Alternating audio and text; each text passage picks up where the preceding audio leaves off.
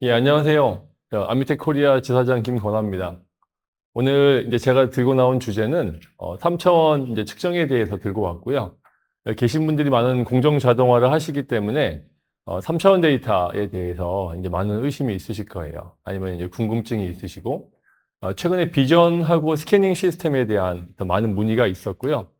최근에는 이런 솔루션들이 거의 하나로 통합되는 분위기라고 보시면 됩니다. 근데 아시는 것처럼 저희가 뭐 이렇게 영상이나 영화에서 보는 것처럼 이런 3차원 측정 솔루션들이 아직 완벽하지 않아요.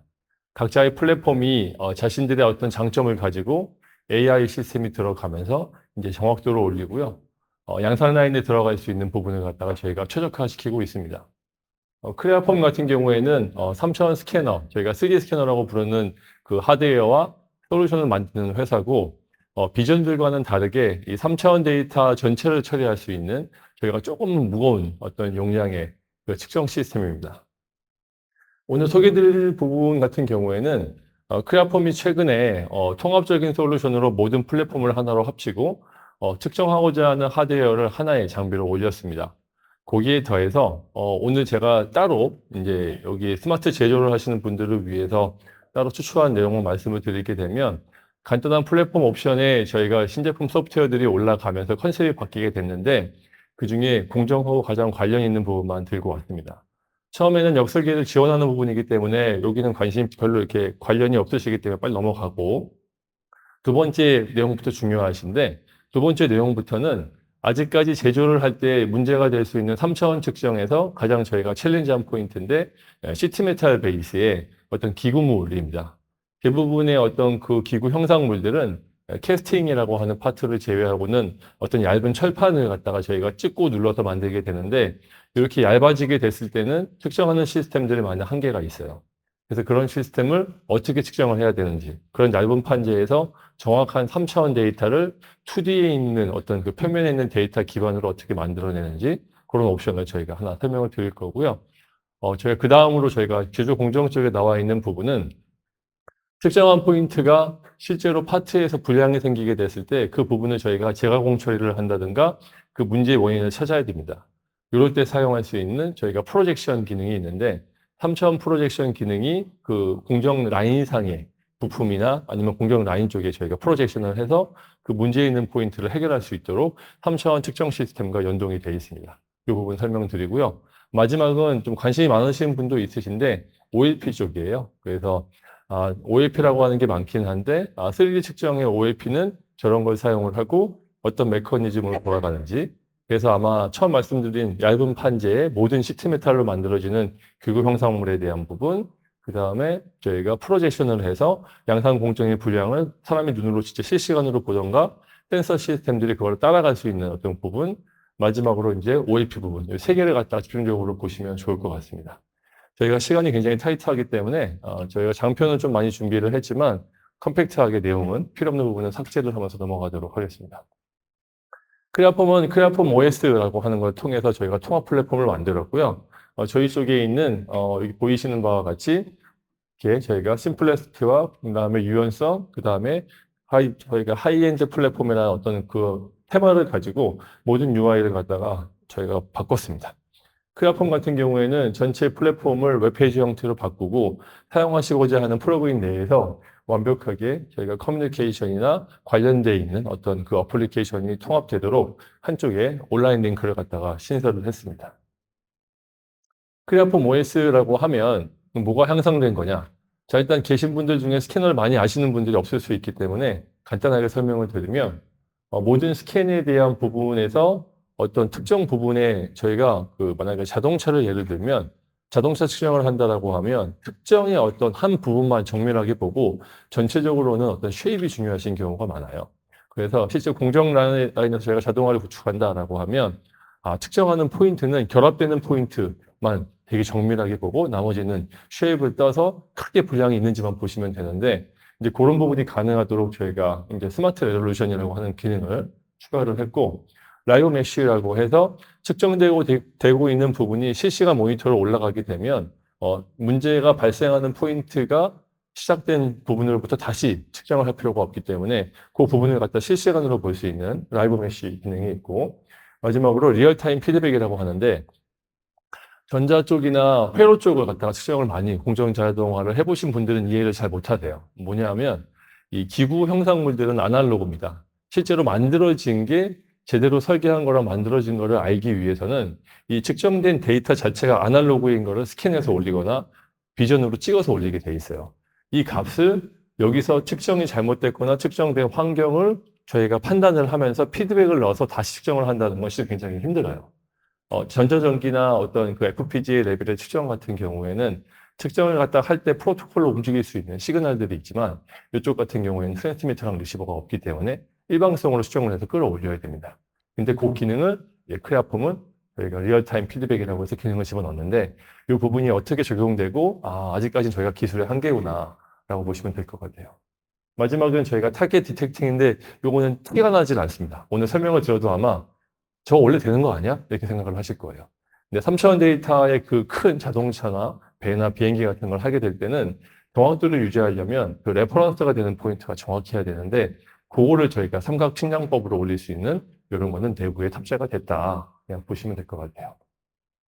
저희는 OS라고 하는 플랫폼에 메트롤로지라고 하는 저희가 수트를 만들어서 인스펙션이라고 하는 측정과 역설계를 할 수 있는 부분과 자동화, OLP와 그 다음에 모든 그 좌표에 대한 정확도를 실시간으로 움직임을 XYZ뿐만 아니라 저희가 보통은 이제 기구하시는 분들은 아시겠지만 XYG라고 저희가 JJK라고 해서 이 방향성에 대한 움직임도 있거든요. 틀어지는 거. 이런 부분까지 볼 수 있는 모든 옵션이 들어갔다고 보시면 될 것 같습니다. 저희 수트에 대한 설명이고 제가 방금 설명드린 내용입니다. 일단 요거는 역설계를 하시는 분들이 쓰시는 툴이기 때문에 제조 공정하고는 조금 상관이 없어서 바로 넘어갈 텐데 저희가 이제 역설계를 바로 지원할 수 있는 소프트웨어 플랫폼이 나와서 사용하고 있는 설계 툴, CAD 툴만 있게 되면 바로 이 두 개의 소프트웨어만 갖고 역설계라고 하는 작업이 가능해졌습니다. 부품의 설계 도면이 없던가 경쟁사의 제품을 어떤 벤치마킹 했던가 전통 방식의 설계를 하다가 이 제품이 다 닳아서 다시 추가한다든가 설계 변경을 통해서 뭔가 확장을 할 때 이럴 때는 이 소프트웨어가 많이 쓰이게 되어 있습니다. 지금부터 드릴 말씀 중에 제가 말씀드린 시트메타 애드온이라는 옵션인데 기구라고 하는 저희가 어떤 기구물을 보시게 되면 다 어떻게 생겼냐면 일반적으로 캐스팅이라고 해서 쇳덩어리를 녹여서 만든 커다란 쇠뭉치가 있는 경우가 있지만 대부분은 자동차도 탁탁 두들겨 보시면 소리가 나죠. 원래는 얇은 0.7T 정도 되는 어떤 그 쇠를 갖다가 찍어내거나 저희가 때리거나 아니면은 구멍을 뚫거나 이런 과정을 통해서 형상을 만들어서 부품을 만들게 되어 있습니다. 3차원 측정을 하게 되면 이 캐스팅 파트들은 측정이 굉장히 쉬워요. 덩어리이기 때문에. 근데 얇고 이런 어떤 그 판재를 갖다가 이어붙여서 만든 제품 같은 경우에는 측정을 하려고 했을 때 3차원에 대한 데이터가 필요한데 정작 그 센서가 보고 측정하는 부분은 2D입니다. 2D. 너무 얇기 때문에. 이랬을 때는 그 어떤 그 너무 얇은 어떤 그 형상 위에 있는 엔티티나 홀이나 측정 포인트들이 많이 왜곡되는 현상이 있어서 이제 크레아폼이 최초로 그걸 해결하기 위해서 저희가 측정 시스템을 피드백 루프로 집어넣었습니다. 일반적으로 이 그 시트메타를 시작한다라고 하면 저희가 이런 어떤 옵션들을 통해서 하게 돼 있는데 이 뒷부분에 설명을 한번 드리도록 할게요. 0.7T라고 하면 저희가 한 손톱만큼 보다는 조금 더 두꺼운 정도의 철판이라고 보시면 되고요. 그 친구들이 여러 개를 모여서 만들어졌구나. 그러면 어떤 식으로 해야 되냐? 전통적인 방식이 있습니다. 틀리더라도 어느 정도 많은 처리를 통해서 하거나 제조 라인에 들어가면 시간이 사이클 타임이 짧은데도 불구하고 샘플 테스트를 통해서 하던가 포기를 하던가 아니면 아예 어떤 지그 같은 물을 꼽아서 걔를 갖다 측정을 한다든가 이런 방식으로 측정을 해왔습니다. 일단 크레아폼은 스캐너 벤더이기 때문에 이 3차원에서 시티메탈을 하기 위한 하드웨어를 따로 만들어냈고요. 이 하드웨어는 고해상도 모드라고 보시면 될 것 같습니다. 보통 그 양산을 하게 되면 이런 어떤 측정 정확도를 저희가 어떤 파트를 측정한다 제조해서 하게 되면 대부분은 자동차 쪽이나 큰 파트 그다음에 움직이는 모바일 어떤 그런 디바이스 같은 경우에는 0.1 정도의 측정 정확도를 가져야 됩니다. 측정기라고 하는 시스템 자체를 어떤 필터로 보셔야 되기 때문에 측정기에 대한 정확도가 부정확한 경우에는 아무리 좋은 어떤 측정값이 나온다고 해도 믿을 수가 없어요. 그래서 반복 정확도를 저희가 0.1 이내로 밀어넣을 수 있는 어떤 하드웨어를 먼저 만들어냈고요.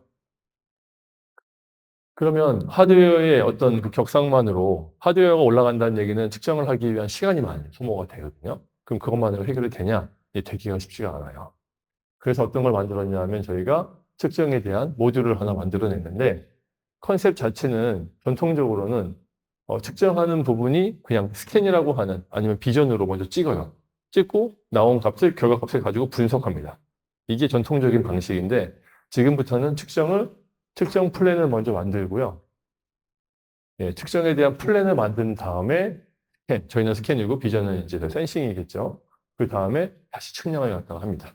일반적으로 플랜을 세워놓고 하지는 많이 않습니다. 근데 지금부터는 아마 시트 메타이라는 걸 정확히 하려고 하고 요거를 제조 라인에 집어넣기 위해서는 인스펙션 플랜이라고 하는 부분은 내가 감내해야겠구나. 이제 예전 같으면 그 양산을 측정하시는 분들은 테크니션이라고 불렀습니다. 이거 수행만 하면 돼. 근데 지금은 그렇지 않고요. 지금은 설계하시는 분이 요 취지를 갖다가 이해하시고 측정 플랜을 먼저 세우신 다음에 측정을 시행하셔야 됩니다. 여러 개의 측정 포인트들이 있고, 요거는 지금 이제 기계를 설계하시는 기구 엔지니어 분들이 많이 보이시는, 그리고 제일 중요시 여기는 엔티티입니다. 뭐 되게 다른 부분이 많이 있지는 않고요. 기구물들은 항상 포인트라든지 서클이라든지, 조립되는 서클이라든지, 표면에 대한 어떤 그 저희가 안정도, 그리고 여러 가지, 뭐 이제 각도도 되게 중요합니다. 요즘은 디자인이 많이 들어가기 때문에 예전같이 저희가 각지게 나오는 제품들은 없거든요. 이런 이런 부분을 다 감내해서 그 파트들이 모였을 때 결합됐을 때 서로 간섭이 일어나면 안 되기 때문에 이런 모든 부분을 갖다가 봐야 됩니다. 이런 부분이 그렇게 얇은 시트 메탈을 만들어져 있기 때문에 그 포인트를 측정할 때 저희가 엣지 프로라고 하는 기능을 써서 저희가 기능을 향상을 시켰고요.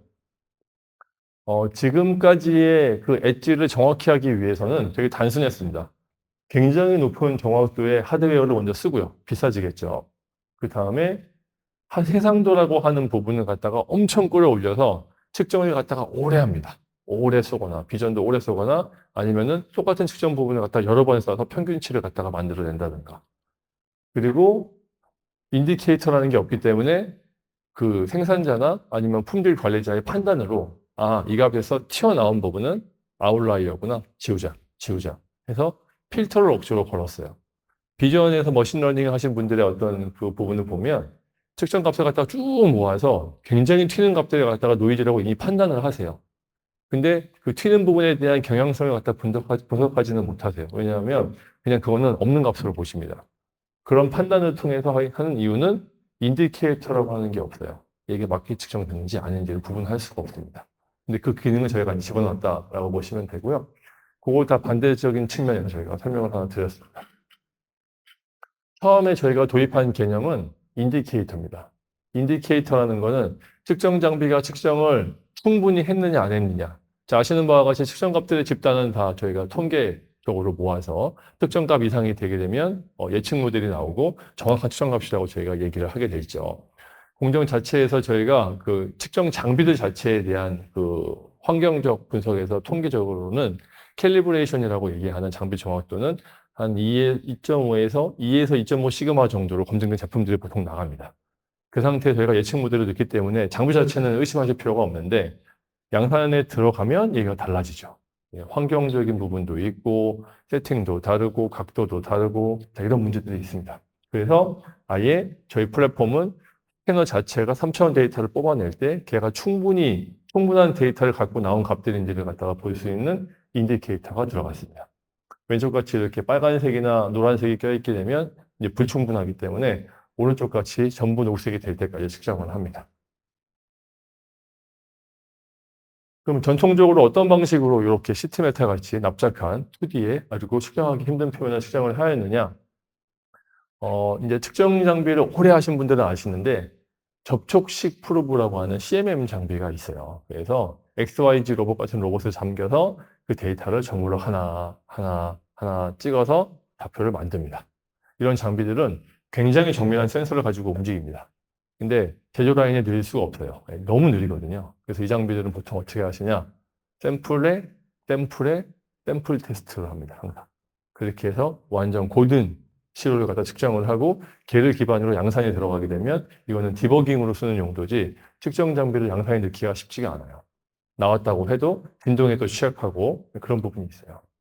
두 번째는 최근에 저희가 많이 나온 부분인데 스캔하고 메쉬 바운더리라는 부분이고 엣지라고 인지가 되는 순간부터 레이저 빔 강도를 팍 높이고 자동으로 엄청나게 많이 긁습니다. 이렇게 되게 되면 많이 긁죠. 많이 긁게 되면 결국은 잘 나오게 돼 있습니다. 언젠가. 측정 값들이 항상 이렇게 수렴돼서 저희가 모이면서 통계적으로 이렇게 머지가 돼서 하나 값이 나오기 때문에 오래되면 돼요. 근데 이 부분은 치명적인 단점은 얼마나 해야 되는지 잘 몰라요. 그래서 보통은 지금까지는 스캐너가 개발되고 한 10에서 15년 동안 이 접촉식 장비를 배치하게 되면서 어떤 일이 있었냐면 이 테크니션이라고 불렀던 품질 관리 부분 분들이 이 로봇 측만 하시는 게 아니라 센서의 특징을 갖다 이해하셔가지고 구현을 하셨어요. 아, 여긴 2번 돌려야 돼. 여긴 3번 돌려야 돼.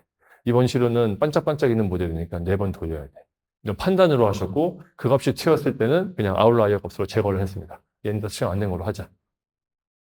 세 번째는 다른 방식입니다. 저희가 레이저 투영하는 방식이 아닌 사진으로 찍어서 계측하는 장비들이 있는데 이런 장비들은 그림자 효과 이펙트를 봐서 음영에 대한 이 그림자 컨트랙을 갖다가 넣어서 컨트라스트를 넣어서 그 부분을 엣지라고 이용하는 저희가 그래픽적인 측정이 들어가서 측정하는 장비들이 있었습니다. 마지막으로 저희가 이번에 개발한 이제 시트메탈 애드온이라고 하는 새로운 솔루션이 있습니다. 일반적으로 이렇게 날카로운 부분을 측정하게 되면 이렇게 엣지가 다 날아가게 되어 있기 때문에 3차원 측정의 의미가 없어지는 경우가 많이 있고요.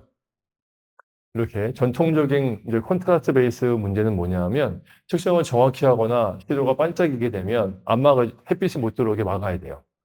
되게 역설적이죠. 얘를 정확히 측정하려면 음영이 있어야 되는데 안막으로 막아요.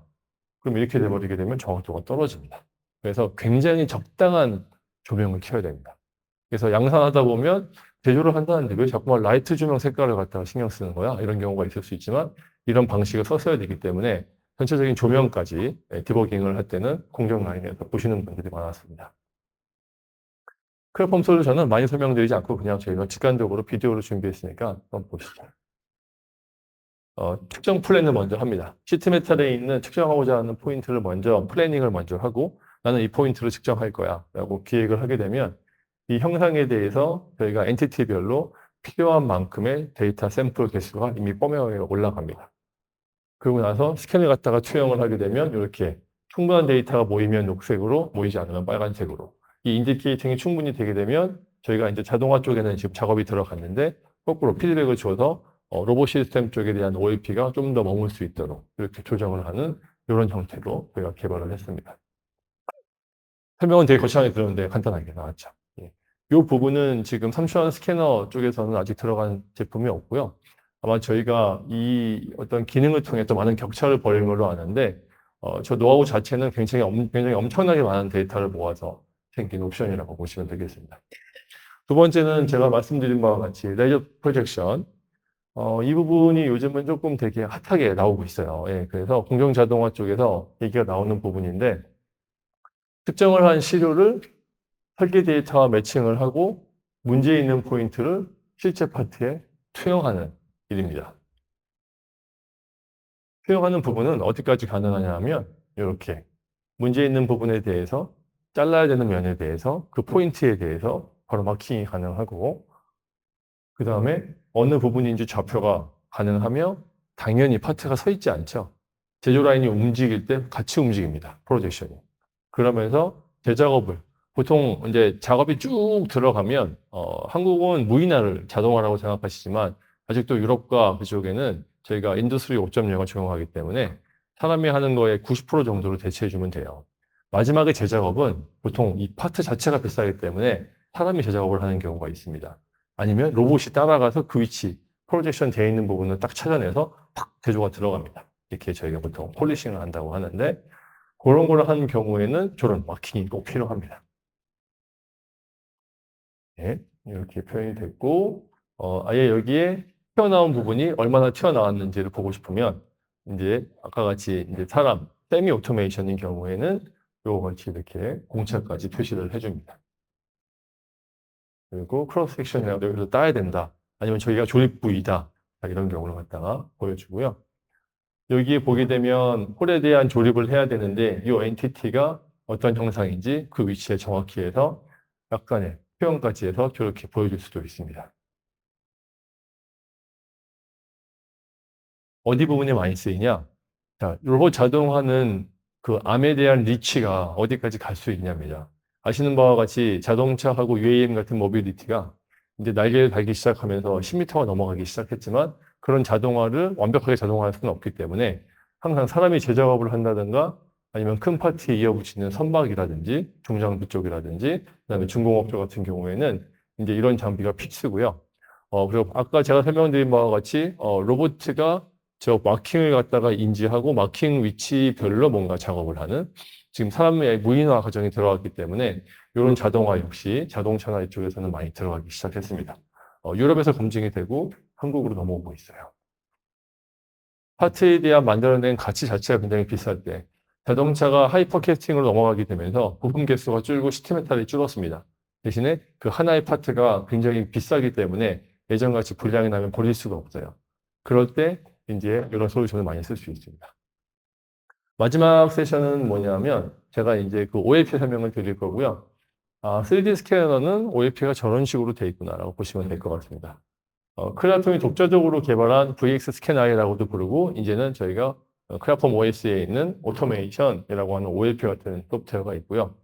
크레아폼 전용이라는 얘기는 저희 쪽 하드웨어 구성을 그대로 따라야 되는 턴키 셀을 갖다가 가져가야 됩니다.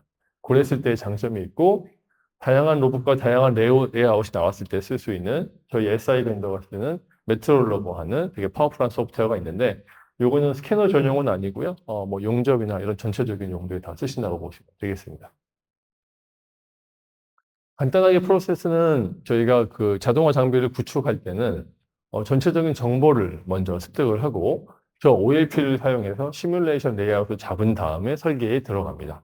왜냐하면 설계가 왜 들어가냐면 그 레이아웃을 아무리 잡았다고 쳐도 시뮬레이션 쳤다고 쳐도 실제로 그 가공하시고 개발하신 파트가 공중에 오지 않고 벨트에 밀려오던가 아니면은 저희가 픽스처에 달려오기 때문에 그런 부분에 대해서 저희가 어쩔 수 없이 같이 설계 작업이 들어갑니다. 그리고 설치 및 시운정을 갖다 시행한 다음에는 바로 가동을 하는 이런 구조로 되어 있고요. 그럼 정보라고 하는 게 도대체 뭐야? 뭘 수집한다는 얘기지? 라고 할 수 있는데 정보의 수집은 이 특정에 대한 파트를 같이 서로 연구하는 겁니다. 그리고 특정 환경에 대해서 분석을 하고 마지막으로는 저희 스캐너에 대해서 거꾸로 고객들이 공부를 하시게 됩니다. 이 세 가지가 완벽하게 구성됐을 때만 자동화가 구축되고요. 세 개 중에 한 개라도 제대로 안 되게 되면 구현을 해놓고 동작 안 하는 경우가 많습니다.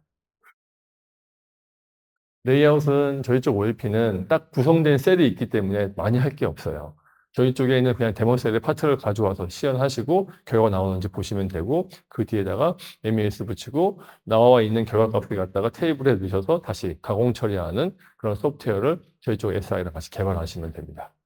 그리고 오른쪽에 있는 이 부분은 저희가 너무 다양한 로봇에 너무 다양한 부분에 공정 라인 중간에 넣기도 하기 때문에 이 부분은 저희 인테그레이터와 아니면 그쪽에 가지고 있는 공정 라인 인테그레이터 아니면 고객이 직접 같이 시뮬레이션을 같이 하게 되어 있습니다. 이렇게 지금 보게 되면 파트가 커지면 로봇이 캐리지를 타고 움직이기도 하고요. 스캐너 자체도 한 부분으로 하게 되면 사각지대가 있기 때문에 스캐너 자체 시스템이 또 움직여야 되는 부분도 있는데 이런 부분은 굉장히 복잡해지게 됩니다. 저 부분에서 막 질문이 있으신 분도 있을 거예요. 아니, 비전이면 그냥 여러 개 꼽고 개수 늘리거나 하면 돼. 하시지만 스캐너는 단가 자체가 2억에서 5억 사이에 굉장히 고부가 가치, 이제 고가 장비이고, 그리고 비전 시스템은 스칼라 값을 뽑아내시는 거기 때문에 실은 스칼라만 나오면 돼요. 3차원도 결국은 XYZ라고 하는 3차원의 스칼라 값만 보지만 이 친구는 스캔을 쫙 긁게 되면 전체적인 3차원 데이터가 하나로 나오기 때문에 저렇게 레퍼런스가 움직일 때는 많은 조치가 필요합니다. 옵션 최적화를 시켜서 충돌을 갖다 먼저 회피를 하고 발생할 수 있는 문제, 내가 만드는 지그를 갖다가 빌트인해서 충돌 문제가 없고 측정에 대한 사각지대가 없는지 이런 시뮬레이션을 저희 쪽 OLP에서 시행한 다음에 그 부분이 저희 셀이 아닌 경우에는 메트롤러그라고 하는 소프트웨어를 써서 저희 쪽에 이제 서플라이어랑 같이 얘기를 하시면 됩니다. 시운전하는 영상이고요. 보통 시운전이 들어가게 됐다는 얘기는 일반적으로 시운전을 한 달에서 3개월 정도 많이 하십니다. 그렇게 해서 문제가 없으면 그때부터 양산 투입되는 그런 형태라고 보시면 됩니다. 그 다음부터 가동을 하게 되고 가동하기 직전까지 그 3개월 동안 저희 엔지니어 분들한테 트레이닝을 받아서 품질 관리를 하는 분이 들어오시는데 제가 그 트렌드 말씀드린 것처럼 예전같이 그냥 버튼 누르고 테크니션 분들이 아니십니다. 품질 관리를 하시는 분들은 그 설계에 대한 취지를 이해하시고 측정 포인트를 셋업하시고 그리고 그거에 대한 부분을 갖다가 같이 토론할 수 있는 분들로 요즘은 바뀌고 있습니다. 제가 이제 시간을 딱 조정하느라 조금 많은 부분을 스킵하긴 했지만 저희 쪽에 있는 홈페이지나 자료상에 실제로 다운로드 받아 보시게 되면 디테일한 내용들이 나와 있습니다. 예, 저는 마무리하도록 하겠습니다. 감사합니다.